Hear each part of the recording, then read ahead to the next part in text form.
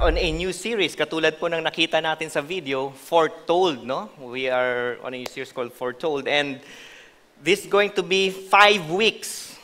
At lahat po ng sa 5 weeks na to, sa Book of Isaiah po natin siya titingnan. Okay? It's a Book of Isaiah. Huwag kayong mag-alala, kin-cross-check ko po, tama po lahat ng weeks. Okay? Isaiah po tayo ngayon. For 5 weeks, we're going to look at that.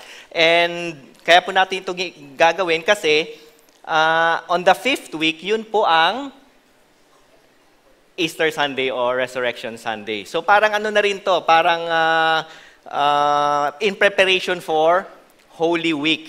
Okay? And we wanna look at, before kasi when we have a Holy Week series, usually dun tayo sa New Testament tinitingnan natin. Mga writings that are like 30 years, 40 years after the resurrection of Jesus. Pero ngayon, titingnan natin mula naman sa point of view ng Old Testament prophets. Okay? And that's why this series is titled Foretold. Because during the time of the Israelites, after King David, after Solomon, medyo nag-regress na. Downward na ang relationship ng Israel sa kanilang Diyos. So there's idolatry, there's rebellion, there's disobedience, pride, oppression of the poor, there's inequality. May ganun na yung nangyayari sa kanila. And so what God would do is that He will send prophets. Marami siyang pinadalang mga prophets. No? Bakit? Because the prophets are calling the people back to the covenant relationship of God. It is a calling back na sinasabi ni God through the prophets, Israel or my people, you are straying away from me and you are heading towards destruction and I want you to return. I want you to return. And that's what we're going to look at for the next 5 weeks. Pero dun lang sa prophetic word ni Isaiah tungkol sa Messiah. The prophetic word of Isaiah about the Messiah. So, parang ganito yan. It's like, yung mga prophetic word na to, it does not give the whole picture kung ano yung mangyayari. It gives a snippets ng mga mangyayari in the future of what God's plan is. So parang ganito. Sino sa inyo excited na sa Endgame? Okay. Sino sa inyo pinanood niya na ang trailer ng Endgame? Yes. Di ba? So may mga nakita tayo sa trailer, mga snippets kung anong mangyayari. So parang ganun ang prophetic word sa Israel. Snippets of what God is going to do. His promise. His salvation. It's snippets lang. It's not the whole picture. Pero sa time natin, alam na natin ang nangyari. Alam na nating pinadala na ang Messiah. Alam na natin ang buhay ng Panginoong Jesus na siya ang Messiah, siya ang promised King. So kumbaga tayo, napanood na natin yung sine. Pero nung time nila, hindi pa nila makita yung whole picture, but God is giving them snippets of hope. And that's what foretold is. That's what the book of Isaiah is. It's a message of warning that there is a coming judgment. It's a warning of judgment, but at the same time, it is a call to hope. And what does this tell us? That our salvation was not an afterthought. Hindi siya yung busy si God, tapos, ay, oo nga pala, kailangan pala isave ang mga taong to. Hindi ganon. Garden of Eden pa lang, Genesis pa lang, may plano na si God na tayo ay iligtas. May plano na si God na iligtas yung katabi mo. May plano na si God na iligtas yung boss mo. May plano na si God na iligtas yung classmate mo. Ikaw, ang pamilya mo, may plano na si God dati pa. It has been foretold. And so today, we're going to look at the book of Isaiah and see ano yung pinanggagalingan ng mga tao at anong pinanggagalingan ni God when he commissioned Isaiah to speak of this coming promise. So if you have your Bibles with you, please open it to Isaiah. We'll be reading in chapter 11. Isaiah chapter 11, verse 1 to 10. Isaiah chapter 11, verse 1 to 10. Okay, let me read that. There shall come forth a shoot from the stump of Jesse, and a branch from his roots shall bear fruit. And the Spirit of the Lord shall rest upon him, the Spirit of wisdom and understanding, the Spirit of counsel and might, the Spirit of knowledge and the fear of the Lord. And his delight shall be in the fear of the Lord. He shall not judge by what his eyes see, or decide disputes by what his ears hear, but with righteousness he shall judge the poor, and decide with equity for the meek of the earth. And he shall strike the earth with the rod of his mouth, and with the breath of his lips he shall kill the wicked. Righteousness shall be the belt of his waist, and faithfulness the belt of his loins. The wolf shall dwell with the lamb, and the leopard shall lie down with the young goat. And the calf and the lion and the fattened calf together, and a little child shall lead them. The cow and the bear shall graze, their young shall lie down together. The lion shall eat straw like the ox. The nursing child shall play over the hole of the cobra, and the weaned child shall put his hand on the adder's den. They shall not hurt or destroy in my holy mountain, for the earth shall be full of the knowledge of the Lord as the waters cover the sea. In that day the root of Jesse, who shall stand as a signal for the peoples, of him shall the nations inquire, and his resting place shall be glorious. Father, we ask that you would bless the preaching of your word, that we will come to understand it and come to believe it and hope in it. And thus, let our lives be a glorious offering to you. In Jesus' name, amen. Ano ang pinanggagalingan ni Isaiah? Ano ang sitwasyon nila nung panahon na yon? Pag binasa mo from Isaiah chapter 1 all the way to Isaiah chapter 10, the condition of the Israelites were, yung sabi ko kanina, rebellious, idolatrous. No? They would serve God, but at the same time, they would serve other gods. So parang naninigurado. May mga tao ba kayong ganon? Alam niyo ba yung sinasabi ko? Siguro ganun tayo dati, ano? Yung we will serve God, but at the same time, pag hindi nag-bless si God, edi magsiserve din tayo ng iba. Kaya yung iba sa atin, may mga ganun pa, di ba? Ganun kasi, pag hindi si God nanggaling kay God, nanggaling dito. Okay? May mga ganun pa tayo. So ganun sila. So sabi ni God, huwag niyong gawin yan, balik kayo sa akin. At pag hindi kayo bumalik, eto yung mangyayari sa inyo, judgment. And during this time, ng chapter 11, ang hari sa time na to is King Ahaz. So, ano magagawa natin? Pangalan pa lang, Ahaz na. Okay? So, ngayon, si King Ahaz sa Judah, sinasabihan na siya ni Isaiah, magtiwala ka sa Diyos. Huwag kang magtiwala sa mga pagan nations. Huwag kang makialyado sa kanila. Don't put your trust in them that they will save you. God is your Savior. Pero si Ahaz, ang ginawa niya, nakipag-alyado pa rin siya sa Assyria. Ito ang ginawa ng Assyria. Time came that Assyria destroyed the northern kingdom of Israel. And so God gave them a picture that because of your disobedience and your idolatrous ways and your rebellious ways, I am going to, like, if you're a forest, I'm going to flatten that forest. Parang kinaingin ni God ang Israel. Parang ganon. So the picture that God has given them is this, that they are going to be wiped out. At hindi lamang sila puputulin, they will be burned. They will be burned because of their rebellious ways. That's the judgment. And God will use Assyria. And later on, God will use Babylon to bring about His judgment. Okay? Pero may caveat to. Pag bumalik kayo sa akin, balik lang kayo sa akin, balik kayo sa covenant relationship natin. Hindi mangyayari sa inyo to. Pero ang mga tao noon, hanggang ngayon, matigas pa rin ang ating ulo. Kahit sinasabihan tayo ni God, balik ka na, hindi, kaya ko to, Lord. Magagawan ko to ng paraan. Di ba? May ganun tayong mindset. And so sabi ni God, in the midst of this depressing picture na pinagawa ni God, na sinabi ni God, that the lofty will be brought low. Ang mga mayayaman yun na akala nila, hindi na nila ako kailangan, they will be brought low. But here's the thing. As the king is, nung time na yon, as the king is, so is the people. Ibig sabihin kung ang king righteous, sumusunod kay God, naiimpluhensya niya yung mga tao to also obey God. Kung ang king wicked, naiimpluwensya na rin yung mga tao to be wicked.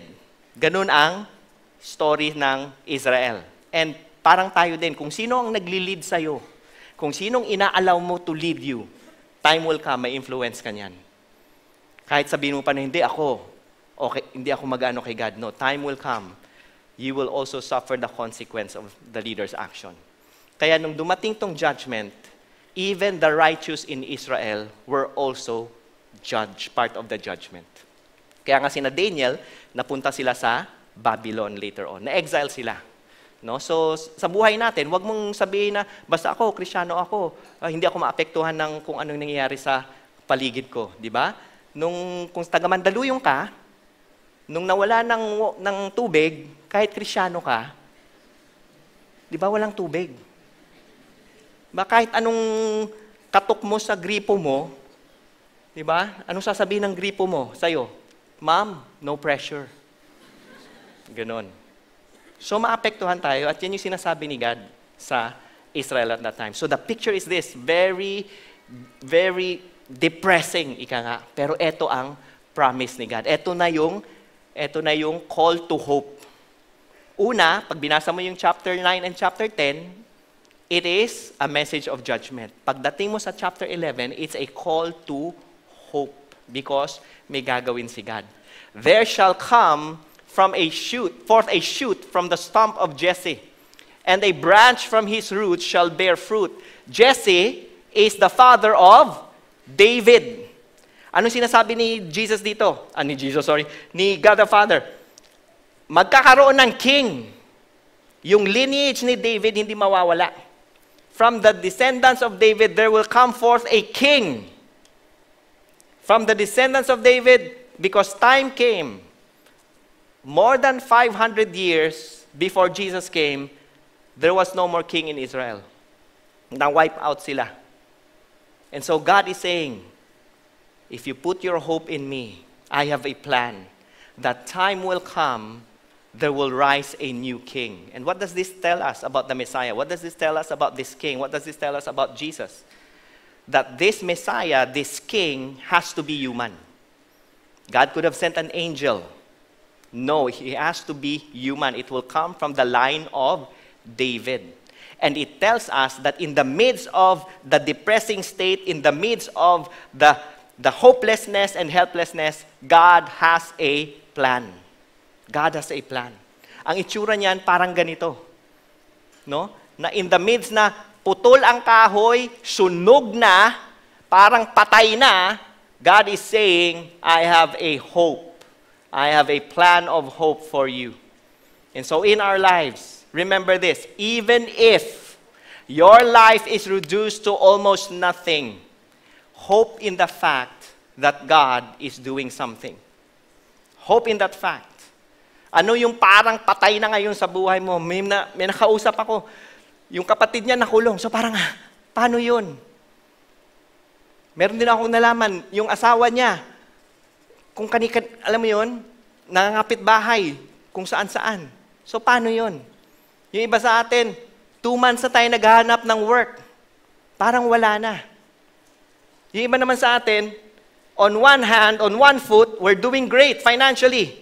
But on another foot, we're like dead relationally. Yung iba sa atin dito, yes, dahil single ka pa, travel ka ng travel. Yeah! Ang dami mo mga pictures sa FB. Pero parati kang mag-isa. Minsan nga, kumukuha ka na ng ibang turista, hey, pa-picture tayo. Thank you, ha? Di ba? But in the midst of it, in the midst of parang, God, may mangyayari pa ba rito? Sabi ni God, yes. May ginagawa ako.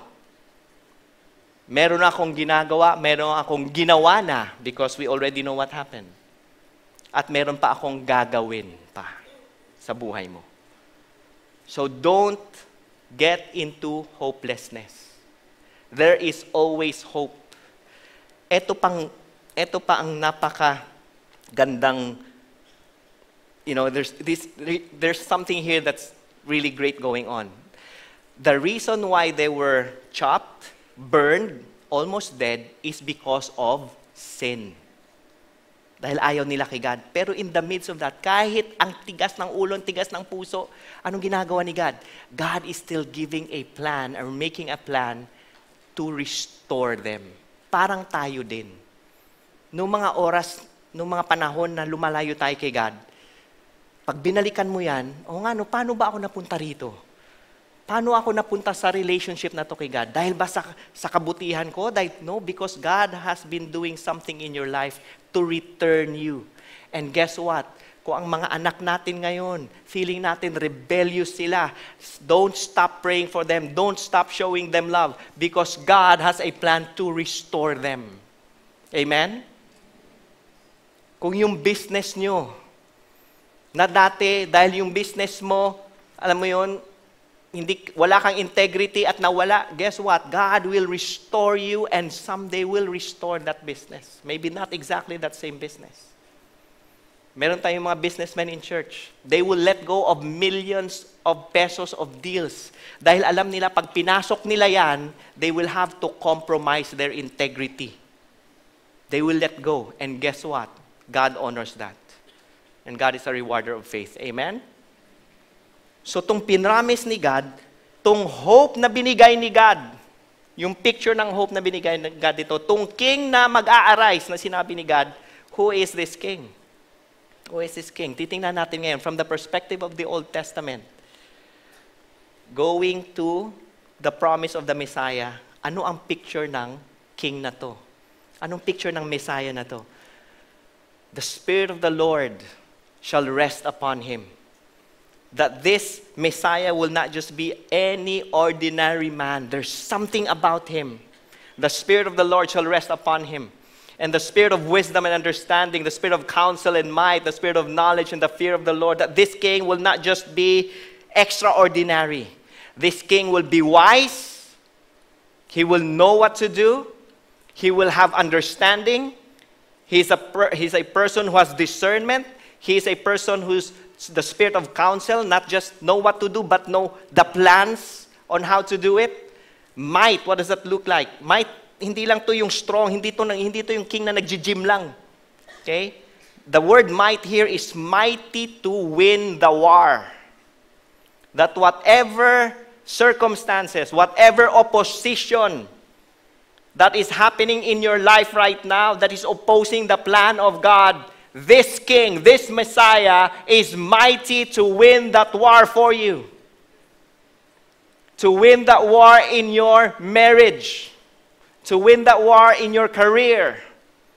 To win that war in your studies because you're a student who's saying, hindi ako mangungopya, hindi ako magpapakopya, maaring wala ng mga kaibigan ko, isa-isang mawawala. But God will win that war for you. He is mighty. And the spirit of knowledge and the fear of the Lord is upon him. A king who is wise and mighty, not like the kings that they have experienced. No, si Ahaz, wise din, pero hindi siya wise, wais. Alam mo yung difference nun? Yung wise is you're doing it because God said so. Yung wais, ikaw yung nagdidiskarte. Ilan sa atin, madalas sa hindi, wais tayo. Di ba? Wais tayo sa trabaho, sa sales ka, ang dami mong sales dahil wais ka. Ingat ka dahil may balik yan. Repent. Return to the wisdom of God. And it says that this king, his delight shall be in the fear of the Lord. To fear the Lord means to respond to him in awe, in trust, in obedience, in worship. This king will not fear any man. He is not someone who has the fear of man. Anong ibig sabihin the fear of man? Every now and then, it comes to us, the fear of man. Yung gusto mo parating nagpe-perform kasi gusto mong ma-affirm ng mga tao. Yan. Kung ikaw, nasa school ka at hindi ka sumasama sa mga barkada mo, iba yung pinapaniwalaan mo, pero para masabi nilang meron kang pakisama, you're going to do what they do, then you have the fear of man. Kung ang mga tropa mo naglalasing at sasabihin, pare, kala mo ikaw, lahat lang pakisama. Tapos sige na nga, tapos maglalasing ka rin, you have the fear of man. Kung sa opisina, lahat sila nag-uuwi ng paperclip, yan. Or lahat sila nagpipirma kung ano-ano, tapos sabihin nila, ikaw baka You might rat on us. I'm not a snitch, I'm not gonna do that. Pero hindi mo rin naman sila sinasabihan kung ano yung tamang gagawin, ang dapat gawin. Tapos unti-unting ikaw yung nadadala. At sige na nga, minsan lang naman, then there's the fear of man. But this king, his delight will be in the fear of the Lord. Where is our delight? Do we delight in the pleasure of God? When you say the fear of the Lord, you revere the Lord so much that you don't want to veer away from His pleasure. Why? Because the fear of the Lord will keep you from sin. You know that as long as you please God, you are not going to please the flesh, the sinful nature. And he shall not judge by what he sees, but what his eyes see and decide by what his ear. Anong ibig sabihin nito? Hindi siya magpapadala sa trending, sa appearance alone. Have you ever judged someone based on appearance? Well, I have. And every now and then, I have to remind myself not to judge people on the basis of their appearance. Tama? Can you relate? Ay, thank you. Okay, pare-pares tayong mortal dito, okay? Thank you. Pero ganun tayo minsan. Di ba? Oh, ang damit nito. Aba, okay yung damit nito. May hayop, buwaya. O di ba, siguro may ano to. Alam mo yun? Sarap ka ibiganin to. Di ba? Baka bigyan ako ng maraming buwaya.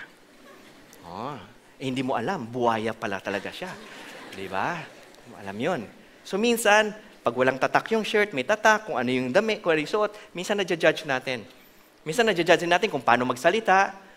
Di ba? Yung, hey, how are you? Oh, how are you, man? Ay, ganun. Ay, ano ba yan? Dugay na sa Manila, tunto magyapon. Yung ganon. So, we judge. But this king, he will not judge on the basis of what's trending. He will not judge on the basis of what seemed fine, what seems okay. He will judge with righteousness. And he will judge the poor with righteousness. And the word judge here is not just to judge like to condemn, but to judge, to bring justice to the poor. At ilan sa atin, minsan, pag nagbabasa ka ng news, nag-ano ka na, wala na bang hustisya? Meron. Merong hustisya. At darating ang panahon that God will show Himself mighty, that He will uplift those who are oppressed. He will bring equity. He will bring what? He will bring righteousness to those who are downtrodden. The meek means those who are downtrodden. But not only is He going to uplift those who are oppressed, not only is He going to bring justice to the cries of those who are downtrodden, yung mga naaapi, guess what? He shall strike the earth with the rod of His mouth. Ano ibig sabihin nun? The rod is a picture of standard. And the standard is the Word of God. The standard is the Word of God. And by that standard, He will destroy the wicked. Take note of this. The standard is the Word of God. The standard is not kung ano yung trending, kung ano yung acceptable. Pwede na yan ngayon, okay na yan ngayon. Basta sa'yo umuuwi, okay na. Hindi po. Kung kayo'y mag-asawa, exclusive kayo sa isa't isa. Tandaan nyo yan, mga mister, mga misis. I wanna remind you again, when you said, I do, you said, I don't to everyone else. Standard ni God, na kung ikaw single, you don't have a married privilege. Single ka. Boyfriend ka pa lang, you don't have husband privilege. Hindi pwede yun. Hindi, pero pwede na eh. Sa Hollywood, pwede na. Hindi lang sa Hollywood, pati sa TV natin, pwede na. Yung mga napapanood natin, di ba? Pwede na. Hindi. That's the standard. The standard is what? We forgive, not bitterness. The standard is we're generous, not greedy. Pero pag nagbigay ako, baka abusuhin ako. Kaya nga may wisdom eh. Tama? May wisdom. And with the standard of God, not the standard of the world, not the standard of the church, the standard of God. My hope is this, that our church, 100 years from now, 200 years from now, will continue to uphold the standard of God. But if the church, just like during the time of Isaiah, sa temple mismo may mga idols. Kasi sabi nila, okay lang. Siniserve naman natin si God eh. The standard is the Word of God. And that is a warning for us. And at the same time, hope for us. Because the Word of God says, He will never leave you nor forsake you. The Word of God says, you repent and He will take you back. He will never turn you away. That's the standard. This is the kind of king. Righteousness and faithfulness. Kasama na ng pagkatao niya. That is the kind of king that God will send. That is the kind of Messiah that God will send. A king who is no ordinary man. The Spirit of the Lord is upon him. And what will this king do? What will his kingdom look like? And here's how it looks like. The wolf shall dwell with the lamb, and the leopard shall lie down with the young goat. And the calf and the lion and the fattened calf together, and the little child shall lead them. Wow! Nakakita na ba kayong ganyan? Yung nagsafari ka, uy, may lion, anak, lapitan mo. Di ba? Tingin mo ba yung fattened calf, ano? Pangalan pa lang yung, pag nakita ng leon, no? Parang, wow, free lunch. You know, but this is the picture of the kingdom. This is the picture of the kingdom when this king is reigning, this king is ruling. Those who are hostile against each other are at peace. They can live together, they can work together, they can love each other. Saan mo makikita yan? Well, hopefully nakita na yun sa church. Hopefully. Tingnan mo yung katabi mo. Like mo ba yan? O buti magkatabi kayo. Hindi mo like, buti rin magkatabi kayo. Kasi yun yung picture na yan eh. That's a picture of the church. That whether you're green or blue, pag dito, you love each other, you worship God together. Whether you're red or yellow, alam mo lang, merong pang mas mataas na king kesa sa mga kandidato ninyo. Amen? And here, we can forgive one another, we can work together, we can love each other. Amen? May pinanghugutan yun ah. Sige. Sige lang. Ganon yung itsura. The cow and the bear shall graze. Their young shall lie down together, and the lion shall eat straw like the ox. What does it look like in the kingdom of this king? There is transformation. Nakakita ka na ba ng leon na ang kinakain damo? Why? Napapalitan yung nature. The old is gone and the new has come.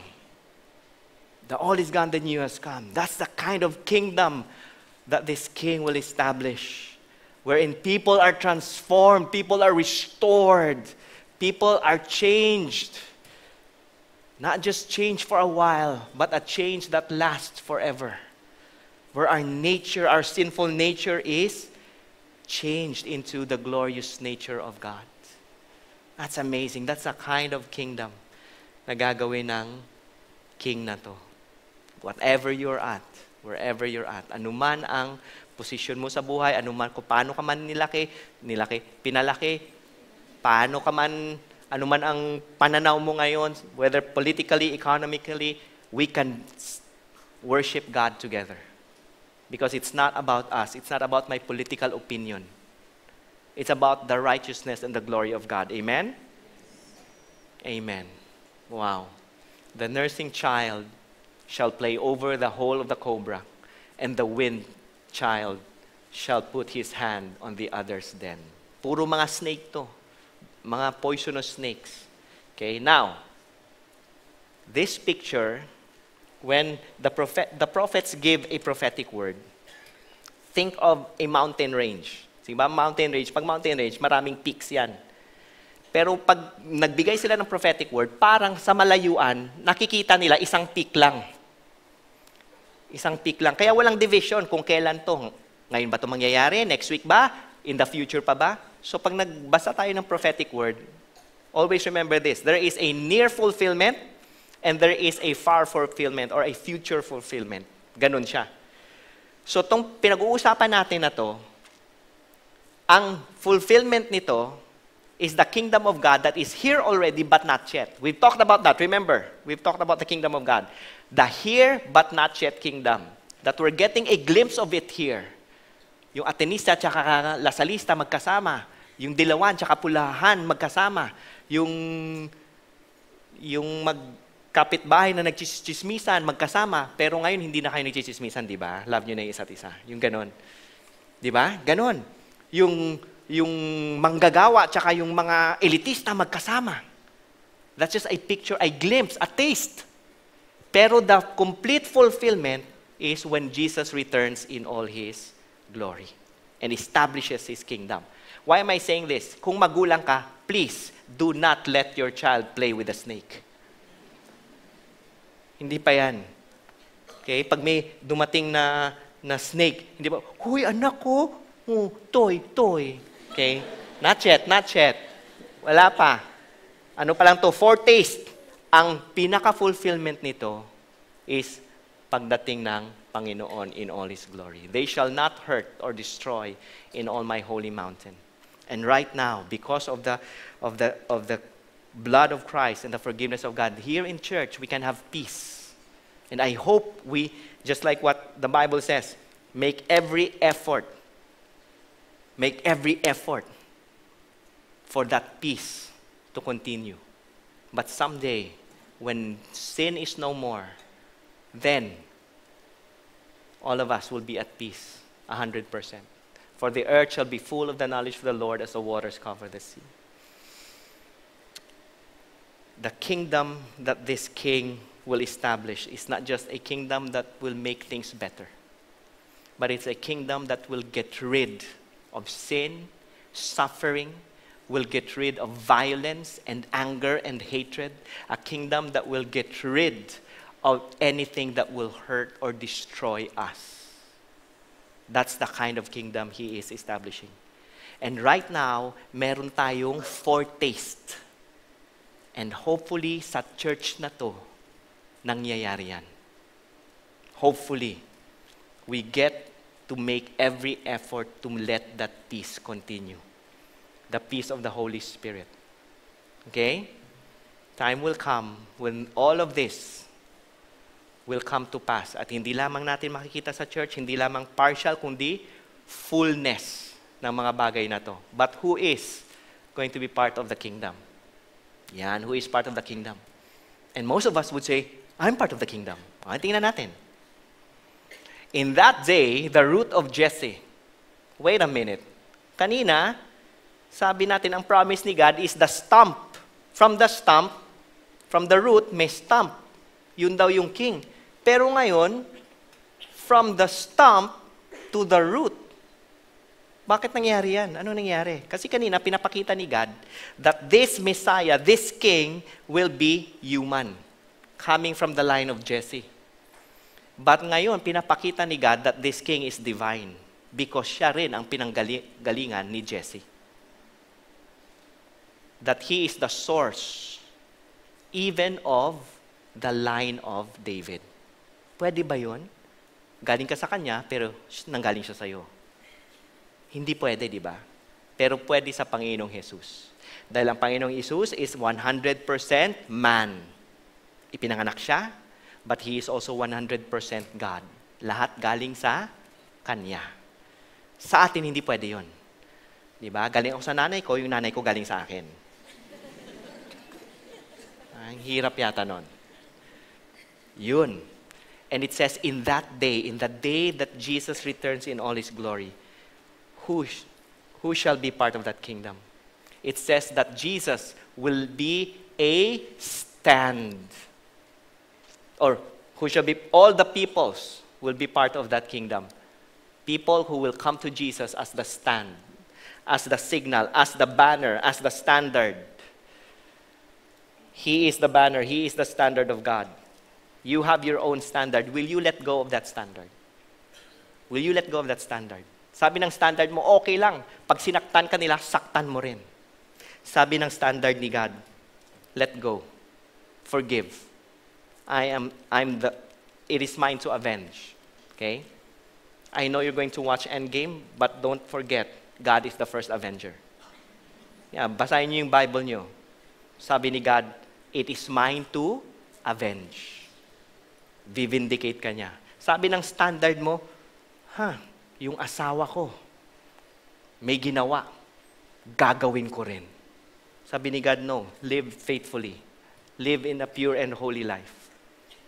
Sabi ng standard mo, kahit mag-girlfriend pa lang tayo, pwede na natin gawin kasi mahal naman natin ang isa't isa. Sabi ng standard ni God, no, the love of God and your love should be a holy love. A love that pleases God, not man. Sino yung standard? Are you going to come to that standard? Are you going to inquire? Are you going to seek Him? Are you going to rest in Him?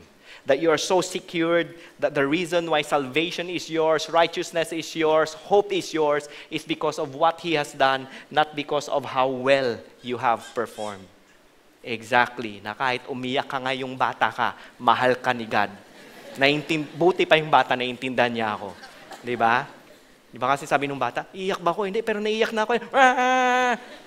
Pero mahal pa rin ako ni God. Sige, iyak lang. Okay? At pag umiyak ka, ilalabas ka ni mommy. Okay? Kasi love ka ni God, love ka rin namin. Pero, you know. So what do we do? Remember this. There will be times in our lives na parang, God, sumusunod naman ako sa iyo. Lord, tapos na yung boxing. Natapos na yung cross. You lived, you died, you rose again from the dead. But there are still some things in this world that will hinder God's promise in your life. And when that happens, take heart. Because even if in your life it seems like it's almost nothing, God is doing something. Yes. God is up to something. Amen? And so what should our response be? What should our response be? Should it be to keep performing so that God will bless us, so that God will love us more? Is it about performance? Is it about the religion that we have? Is it about this church? And what's your response? Your response is what? Just to say, thank you, Lord. Thank you, God. You will say in that day, I will give thanks to you, O Lord. For through you, for though you were angry with me, your anger turned away, that you might comfort me. And how has God's anger turned away? When He Himself bore our sin, walked into that place of Calvary, carrying the cross that's meant for us.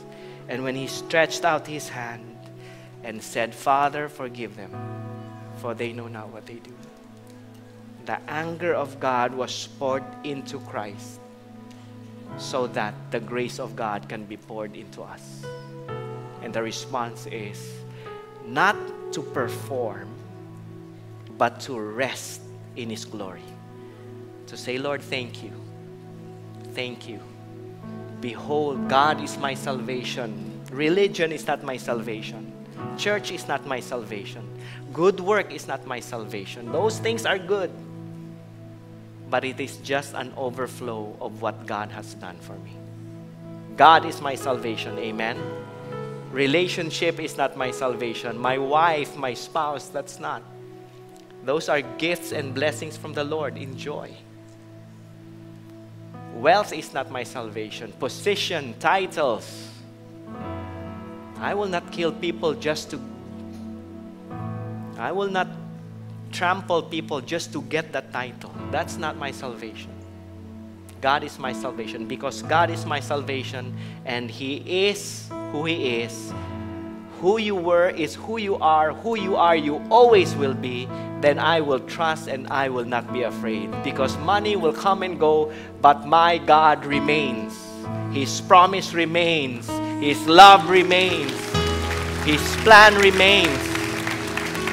Hallelujah. For the Lord God is my strength, my song, my joy. And He has become my salvation. With joy you will draw water from the wells of salvation. And you will say in that day, give thanks to the Lord God. Call upon His name. And guess what?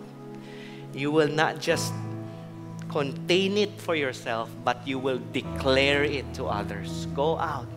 Speak of His salvation. Share His salvation. Share His love. Share His generosity. Share His faithfulness.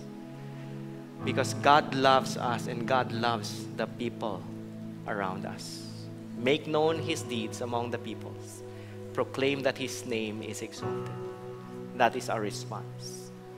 Now, how do we do that? Acknowledge Jesus as King. He is the standard. He is the signal. Run to Him. Proclaim the greatness of this King. Share the gospel. That's your calling. Worship the King, for He deserves all our praise. He deserves my life, your life. He deserves it. And then we can hold on to this fact that salvation has been foretold 700 years before the coming of Christ, because your salvation and my salvation is not an afterthought. It is the plan of God all along. Let's all stand. Father, we thank you. We thank you, Lord, that our hope is in you. You do not change. Our hope is in you. You are good. Our hope is in you. You sent your Son Jesus to live the perfect life that we could not live. He died the death, the anger, the wrath of God poured on Him instead of us. He was broken so that we can be made whole. And today we lift up to you, Lord God. There are some of us here, we have broken relationships. We have, financially we're broken. Emotionally we're broken. Fear is in our lives. God, some of us are so blessed financially, but there's so much fear relationally. God, we receive your promise. We receive your plan. We declare, Lord, you are King. Jesus is Lord. And God, I pray na you will move our hearts. Draw our hearts to you, Lord God. For those people here who have not received you as Lord and Savior, are still trusting their religion, still trusting their good works, still trusting what they can do, their performance. Lord, I pray they would surrender everything and realize you are so good and you're calling us to yourself. Lord, I call your people to repentance. Some of us have business deals that are unholy, ungodly. Some of us, we have relationships that are just full of sexual immorality. Some of us who are married, Lord God, we may not have other women or men, but God, we watch pornography. Lord, we pray, God, that stops here, because we can trust the person of God. We can trust your plan. And we're looking forward to that kingdom. In Jesus' name, amen. God bless you.